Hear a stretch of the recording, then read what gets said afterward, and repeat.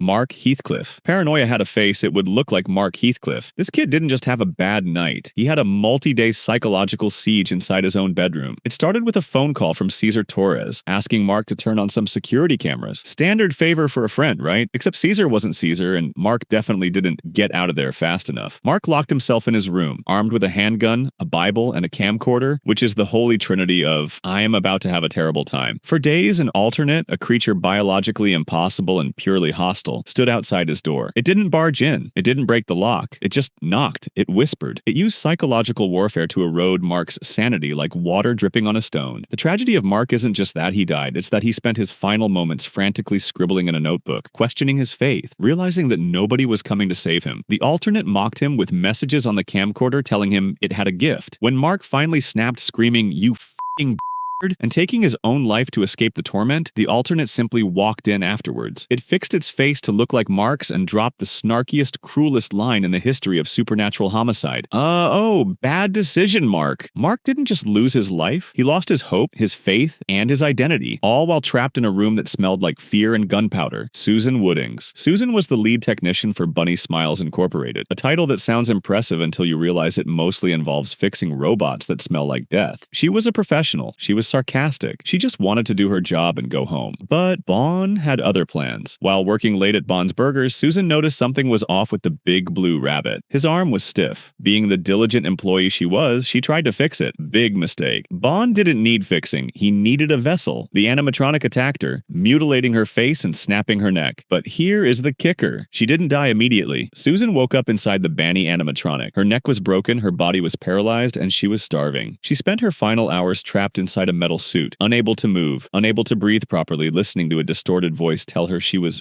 beautiful. The tapes later show Banny frantically trying to escape a room, banging against the walls while a voice chants, "The rabbit is starving." That wasn't a glitch. That was Susan. She wasn't just murdered, she was repackaged. She became a prisoner in her own creation, forced to haunt a purple rabbit while her soul slowly rotted away. It's a fate that makes regular unemployment look like a vacation. Amy Wilson. Internships are supposed to be about getting coffee and learning the ropes, not getting your spine ripped out by your boss. Amy Wilson was the intern for Martin Graywinder, a toy maker who took bringing toys to life way too literally. Amy, bless her heart, started noticing that Martin's definition of manufacturing involved a lot more kidnapping and murder than the industry standard. She tried to do the right thing. She tampered with a tape to warn the public. Martin, being the paranoid psychopath he was, didn't take the criticism well. To silence her, he killed her. But Martin doesn't just kill people, he liquidates them into assets. The evidence suggests Martin ripped her spine out. Let that sink in. He de-spined her like a fish, but he wasn't done. In the twisted logic of harmony and horror, death is just a career pivot. Amy's soul was hinted to have been fused with a Henry doll, specifically one accompanied by an entity called Mr. Handy. Later tapes show a Henry doll crying when told a story about the toy maker. Imagine having your backbone surgically removed by your employer, only to spend eternity as a plastic doll, weeping in the background of a corrupted VHS tape. It gives a whole new meaning to giving your body to the company. Dr. Farren Brones. Hubris is a killer, but usually it doesn't eat you in a basement toilet. Dr. Farren Brones was a mimic expert for Carcass. He thought he knew everything about these creatures. He thought they were predictable. He set up cameras, motion sensors, and a barricade in a house to study them, treating a lethal predator like it was a rare bird he wanted to photograph. He lured an elder mimic, and then he realized, far too late, that the elder mimic was smarter than him. It knew he was there. It waited. It toyed with him. Farren spent 28 days trapped in a bathroom, rationing energy bars and drinking toilet water, slowly losing his mind as the creature paced outside. He kept recording audio logs, oscillating between manic confidence and utter despair. He even managed to shoot the thing in the face, but he didn't run. He stayed in the bathroom, convinced his organization would send a rescue team. They didn't. They left him there as a sacrifice. In his final log, he realized the truth. They sent me here to die. The mimic broke in, and Farren Brones, the expert, became lunch. He narrated his own demise, providing a play-by-play of his transformation from scientist to snack food. Woodcrawler victims. If you have a fear of spiders, skip this section. Actually, if you have a fear of your neighbors turning into hollow husks, skip this too. The woodcrawlers from Gemini Home Entertainment are arachnid-like aliens that don't believe in personal space. They burrow underneath houses, specifically targeting large families, and come up through the floorboards. These things are efficient. They locate you, incapacitate you, and